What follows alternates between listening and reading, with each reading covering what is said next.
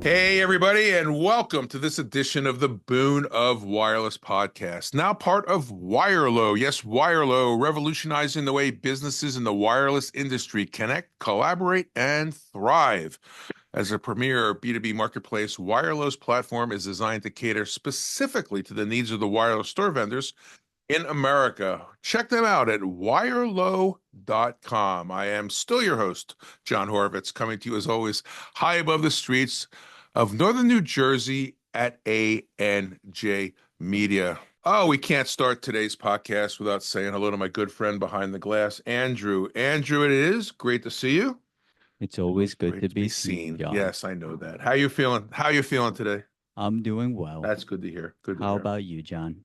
I'm feeling great. It's a beautiful spring day in northern New Jersey, and I read yesterday that the Boon of Wireless podcast is still the fastest growing podcast, uh, wireless podcast in the United States. So what's not to be happy about? We're reaching more people. We are getting followed by more people, and um, I I'm think we're going to excited. continue. Yeah, thank you. I'm excited too, and it's all because of you. My guest today, and he's a very special guest, founded Scorpion Security Products, Inc. in 2008 after identifying the need for a powerful universal security solution for handheld electronics. With the launch of the iPhone and other smartphones in the early 2000s, Pete Gulick saw the emergence of ORC, organized retail crime groups, which were overwhelming retailers, and the retailers were suffering huge shrinkage and lost earnings due to these assets being stolen. Hence, Scorpion Security was born. And now, 18 years later, Scorpion is recognized as a world leader in asset protection, not just for reducing theft, but actually eliminating it for many retailers around the globe. Scorpion recently received their 45th United States and other international patents and now offers a full line of diverse security solutions for all products sold in retail locations. Pete has spent 40 years in various roles with small to mid-market companies around the country, starting as a cost accountant and rising to roles as executive vice president and chief operating officer. Today, Pete is supported by a tremendously talented group of diverse individuals managing Scorpion and their global partners and customers. During his time in the store fixture display industry, Pete had at least 10 installations in every mall in the United States and Canada, and Pete was involved in the largest single retail launch in history, the store within a store in Radio Shack with Sprint PCS. 5,000 locations opened simultaneously at the opening bell on Wall Street in the 1990s. Personally, Pete is a member of the 1984 University of Scranton Eagles national champion football team and was recently inducted into the Lock Haven University Gridiron Greats Hall of Fame. This is the best part, though. He is a contributor to the book, The Greatest Sales Stories Ever Told by the World's Best Salespeople. And his guy can sell, let me tell you. That was written by Robert L. Shook. Pete, married to his wife Jill for 37 years, and they have two sons and three grandchildren. So please welcome to the broadcast a fellow Pennsylvanian, Mr. Pete Gulick. Pete, it is so good to see you again. How are you? I'm well, John. Thank you for having me. Good to see you as well on this beautiful day. Beautiful day. And you're from Pennsylvania, but you now live Yes, in sir. Fort Myers. Yeah, we actually I have dual residency, Fort Myers and upstate New York, where Scorpion is actually located. We founded it in Binghamton, New York. All right, we have a lot to cover today, so we're just going to jump right into it. Okay. In your website and some of the things that we talked about prior to today, you talk about future forward. What does future forward mean to you in the context of retail security? Future forward is if we're right here, if let's say we're in this particular location for security solutions today, we don't want to chase that. We want to be out ahead of it. So being out ahead of it so that we have a solution that will be needed. We don't want to chase other solutions. We want to be ahead of that. So we talk future forward all the time. Everything that we look at, new products that are introduced in retail, we look for a way to secure them before anyone else does. So that brings us into the space of innovation. How does Scorpion define innovation in a space that's often focused on physical protection rather than digital or experiential design? Well, it's interesting. A few years ago, we tried to develop a software security solution that could be uploaded as an app into all the handheld electronic devices and laptops so that it could be controlled. We could shut it down, we could track it, but the majors, the OEMs, and you know who they are, the largest ones, they pushed back on that. They told their customer base that sells their products, we don't want anybody else's apps on our phone. So we had to step away from that, and we realized, as much as we tried to get into the technology and software side of security, we still need physical security. We need something that is either protecting this product from walking out the door. We need to protect these cell phone, we still call them cell phones, the phone, smartphones, tablets, laptops, so that they can be used at the retail level. But John, it still requires physical security. And we realize that. And it doesn't matter what comes out next, it's going to require physical security. And that's where that think forward is, where we always look at what's coming out and be able to provide a solution for it. So the product line, select product line, Mhm. is something that you've coined. How does that represent the next generation, as you're talking about, of Scorpion's technology? We're considered a necessary evil. They need us. But if we're going to be evil, we got to be pretty evil. Meaning we got to be pretty. We're holding in some cases $2,000-3,000 smartphones.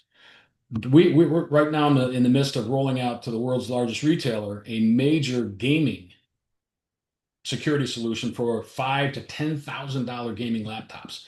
So Wow. we're the necessary evil, but we better be pretty. Yeah. We Yeah. have to be Yeah. secure. So, Yep. we work very hard on making the shopping experience for the consumer, the honest consumer, easy, pleasant, interact. You can interact with everything that you're looking to buy, but at the same time, being very conscious of the fact that a lot of people come into those stores for one reason only. They want a free one. In my wireless years, been in the world's largest retailer and probably the second, third, fourth, and fifth largest retailers, and I've seen uh, all sorts of types of security, which I want to talk about in a little bit. But the retailers themselves often struggle to protect products without the customers feeling restricted. They're usually on a cord, the phones, or under glass. How do you achieve that balance? How does your company achieve that balance between security and consumer engagement? Because you need physical security, that's a fine line. However, we'd have created, and we're getting ready to launch another new line that will allow the sales associates to literally, within seconds, remove the smartphone, the tablet, hand it to the consumer while you're selling it. You're handing it to them, and then put it back in a security solution in less than a second, locking it back up again. Now that's so important, and I'll give you a little sneak preview. This one is going to be presented. We just finished it. It's hot off the press. Again, we try to minimize the amount of security that you see, but we still have to secure it. But that will, as I said before, that will open up so you can hand it to the customer. So it one of the other key parts of our solutions is in a lot of the dealer network, especially the dealer network, who takes a major hit. They pay full price for their samples. All of us, they have to pay full price. If they have an iPhone, they pay full price for it. And our friend Rich Ballard, Rich can attest to this. How much has he spent on these over the years? It's crazy. Which, by the way, he's one of our biggest customers and most loyal customers is Victor Ware. Rich was on the podcast a couple weeks ago, and I know that we talked about he's got 1,500 Verizon stores and 200 to 300, maybe more now, of the total wireless stores. So yeah, that's a Yeah. big investment. And let me share. Before I entered the wireless space a couple hundred years ago, I worked for one of the most recognizable consumer electronic companies in the world. And my two accounts were Sears and Montgomery Ward, both now out of business. But with a combined, I think they had at the time 3,000 stores. To your point, they had to buy TVs. They had to buy camcorders, rack stereo systems with the big speakers. That was an expense for them. That Yes. wasn't passed on to the customer. So Yeah. it is a very large investment. And, there were people stealing the demo models that didn't work. So Yeah.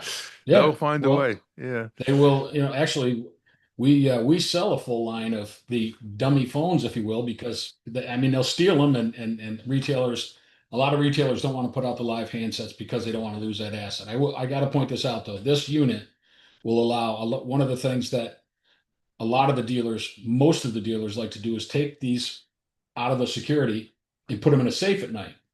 And John, I've seen it all. I've seen guys Yeah. drive cars through the front of the store, smash into the store, carrying fixtures out, bleeding. Yeah. Yeah. And Yeah. so we've created this so that they can open these up in seconds, take all these smartphones or tablets, put them Yep. in the safe at night, and the next morning, within seconds, have them all on display again and secured. That also helps with uh, out the back door theft of employees. Employee theft is huge too. So We call that shrinkage. And let's talk about retail theft and shrinkage. They've become major global issues for any size retailer. The big ones that we talked about, small ones as well.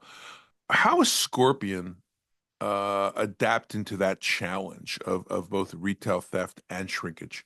organized retail crime, ORC. It's anyone that's in the security business is now that is back. Let's roll it back. John, you and I are both old enough to remember the mafia, when it was organized crime, and it's organized retail crime right now is as Yeah. powerful. I mean, they can Yep. they'll go in, they'll go in with a group, they'll hit stores, they're out in a flash, and they walk off with Yep.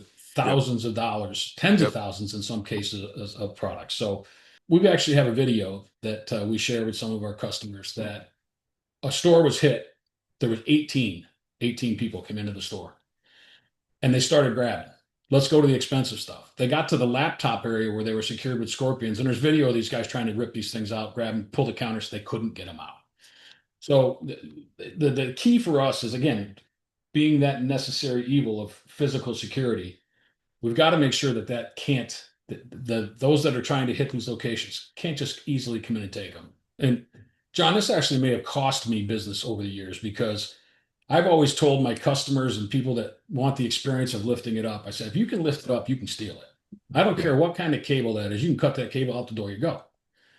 So I always pushed back to lift up security solutions, and simply because you can steal them. We do offer that now because quite frankly, there are customers that want some of their more premium brands want to be lifted up. So we do offer that.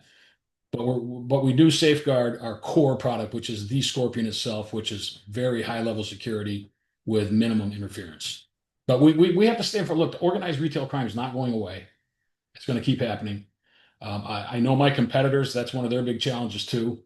And if I could comment real quickly, just as a variety, I know we're focusing today on the dealer network and the wireless industry, but we've created a great solution for tuna fish cans in Latin America.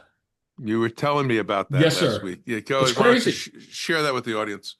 It's crazy. And if you think about it, I mean, Latin America, there's some very, very poor countries, and an easy meal, put it in your pocket and run is one of the sizable tuna cans. And it's unfortunate, I feel bad for people that got to get to the point where they're stealing tuna cans. But that was the number one in Latin America. That was the number one theft product over any other smartphones or anything else. So we believe me, smartphones are still a big hit. But we created a universal snap-on cap for tuna fish cans that don't interfere with the merchandising. They can stack them, but you can't open them in the store, and if you leave, the alarms go off. So Andrew, let's make a note on this episode. We had in the same sentence mafia and tuna fish cans being stolen. So I think there might be some synergy there. I like Get a it. new I revenue like stream it. for our friends. Okay, back to being serious. Do you see the future though of retail security leaning more towards smart connected systems or continuing on the more relying on the more robust physical deterrence? We had a test with our largest customer, and it was for wine and liquor and spirits. They were locked in a case, and we created a dispenser, mechanical dispenser for it. We went into a market test, 10 locations. It went very well, and it still did create a theft problem where they put them back behind locking cases. The problem with locking cases, and I don't care what it is. If you go into, and actually in the San Francisco market, you can find it online. One of the retailers has a entire store is behind locking cases. So yes, we have got to figure out a way that we can still greatly reduce theft, but we got to incorporate some technology. I cannot elaborate on it too much, but we're in process right now of developing a solution that is software based, interactive, and will create a uh, it'll get more of the consumers to actually join the benefit program from that retailer by just some simple information. Then you'll get your own access to all the locking cases, so you don't have to stand there. I mean, you've probably done it. Everybody's done it. You stand there at one of the retailers, you push the button, you wait 10 minutes. You don't have 10 minutes. So we're creating something that will allow access. To frame how big this organized crime that we talk about is at retail, do you have any figures that say in the US or globally, this is what it is costing suppliers and manufacturers every month, every year? Well, the retailers in general, it's hundreds of millions, especially for the larger big box, multiple locations, many locations per state. But globally, it's in the billions. Shrink is in the billions, and it's which has created an industry. I mean, I do my best to help our customers, but I'm also giving thanks every year at Thanksgiving for health, family, and thieves because I wouldn't have a business otherwise. And it is, I mean, we create all of our products based on that. So it is a big problem that is continually getting worse because and I tell a lot of people this, and my customers agree. If an individual or a group of individuals is willing to trade their freedom for a phone, they will. And if they can, they'll do whatever they can do to get that phone. You just mentioned something when you solve for a problem. So let's talk about how you design, the product you held up and what technology, what kind of R&D process goes into developing a retail security device that also enhances the product engagement. Look, don't think of me the wrong way. A friend of mine who owns a jewelry store opened up a dispensary, and I went only for the reason to say good luck, etc. I went into an ante room where they took my identification and picture, and then I went into what we'll call the sales floor, and there was not one product on the sales floor. They told you what things were, they told you what they would do, and then if you ordered, which I did not, they go in the back room and get it for you. So that is not how I would want to buy a smartphone or any consumer electronics for that matter. How do you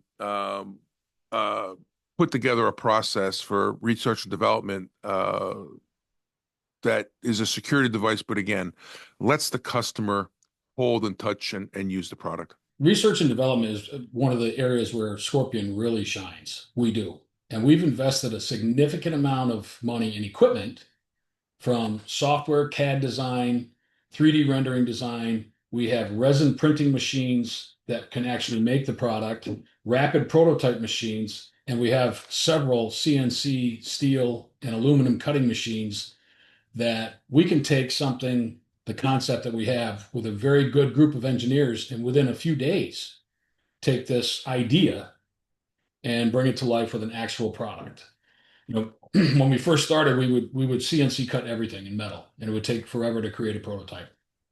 New technologies out there with resin printing, and we can make anything. We can make anything, interact with it, and it's a matter of hours, not days or weeks. So we spend and it costs a lot of money. I have very talented engineers as part of our staff, very talented designers. And they get up every morning, they put their feet on the floor, they go out the door, they're there to create. The designers, there's kind of a little bit of a strange dynamic there too. Here's the designers over saying, hey, this has to be perfect, look like this. Here's the engineers saying, well, now that you dreamt it up, let me make it work, go away. Okay. So we deal with a little bit of that. I mean, it's probably a weekly thing right now, but they're both, at the end of the day, week, month, year, We spend a lot of money, invest a lot of money in research and development to make sure that, as I spoke of earlier, we still have to provide high level security while providing a pleasant merchandising experience, a pleasant experience for the consumer. And it's difficult to do, to make it invisible. There's no plastics out there that'll hold up to the ORC. So we work very hard at that, and we invest a lot of money. As a matter of fact, this time of year was a tax season and all that, and presenting our all of our financials to our bank and all of that kind of thing. And they always look at me and go, Pete, why do you spend so much money on R&D? Why do you spend some? Why don't you cut back on our? Look at on your P&L what that means. And I look at them every year, and I have to remind them, if we don't make that investment, we're behind, and we don't have a business. And those products, although we'll create one, and this I love this part too, especially for all the dealers. One dealer might like something, this type of security device. Another one might like this. However, when we create, we've yet to create something that long term didn't actually make it to the market. One of the laptop displays we created 6 years ago, went to an audition for other security devices. We weren't chosen. And it was time, because it was a little bit of price in this, we weren't chosen. 6 years later, we reintroduced it, and it's being rolled to 5,000 locations. Wow. That's so good. That's my example. My point is, I show our financial institution, financial partners, look, don't complain about the R&D. Yes, I'd love to have that on my bottom line. Who wouldn't? Yeah, right. I mean, because that's a significant number. But if without investing that kind of money, we're far behind everybody else. We're not doing our customers we're doing them an injustice because we're not offering new technology. So it's tough.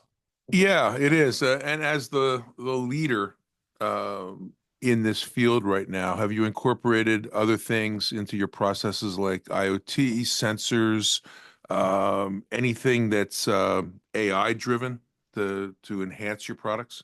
On our marketing side, we're introducing a lot of AI to help to introduce some of our new products to be more effective, because our infrastructure it's tough to have a large marketing department in our industry. It is. So we're incorporating some AI in the marketing efforts, but in terms of actually development and long term, no, this is still, we have not done that yet. We might have to, John. There might come a day where we fall behind someone else if it's needed, and we will do that, because I am always willing to reinvest in the company. But right now, any new technology is typically towards the marketing and sales side versus actual manufacturing side. When you do have the designs and the manufacturing, how much input do you get from your retailers, your dealers, your world's largest chains in shaping your product designs? Do they say this is what we want, or do you say this is what we have to help fight the problem? It's both. The big retailers want it done their way. This is what we want. And I love to hear that, because we can quickly, as I said before, we can adapt and get them some samples quickly, but they'll tell us what they want. They want it to do this or this. And then it's our job to go create it and still make it secure. When we perfect those, that gives us the ability to go to other retailers and say, look what we've created. Look what works. This works for this. One of the things that we're really proud of is there's a rigorous testing program that we implement at our facility. I mean, I've got hardness testing equipment that can test the tensile strength of every piece of steel cast. Our castings are all high performance, high injection, high volume.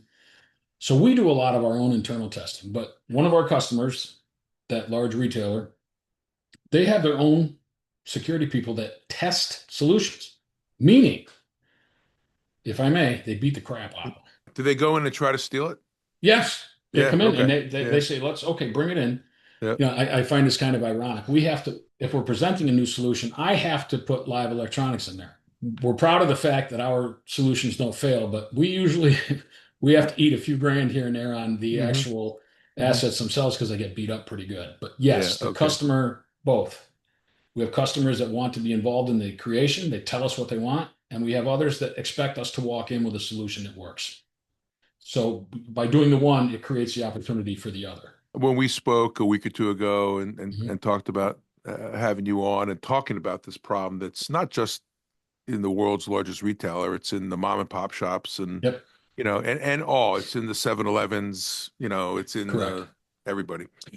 How do you foster innovation to be on the cutting edge within your team to keep Scorpion as the leader that I'll say it again, on the cutting edge of security products? Everything that we've done in the last few years, we've taken all the input that our customers give us. We have our ear, old saying, we have our ear to the rail of, okay, what's being stolen? How's it being stolen? What are they doing now? How are they getting that?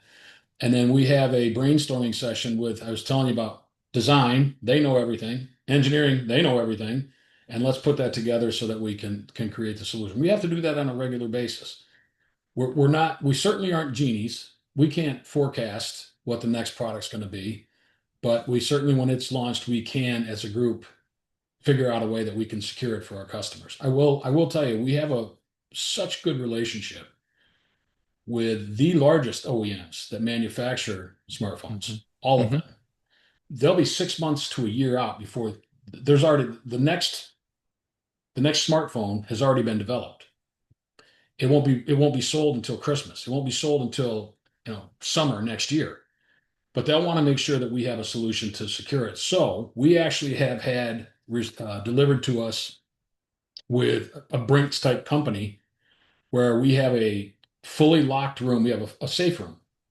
They will come in, and I will not exaggerate this. They will come in with a bag, a badge, and a gun. We have to sign the paperwork. We sign paperwork that no one will see this. Here's the list of people that are sworn to secrecy on it. Then it must be stored in this room. But please make sure that you can create this. And as soon as it's done, we have somebody, they come back and pick it up and take it away. So we see some of the things that are coming down the line long before the consumers do. And we're sworn to secrecy on that. But that allows us to make sure we have a solution ready for them when they launch 6 to 12 months later. That's kind of fun. That's a fun Yeah, part of that's the job. interesting. I'd like to be Yeah, in one of those meetings. it's incredible. It's incredible. So you're the leader in security products. What are some of the leadership lessons that you personally have learned while guiding a security company in such a rapidly changing retail landscape like wireless?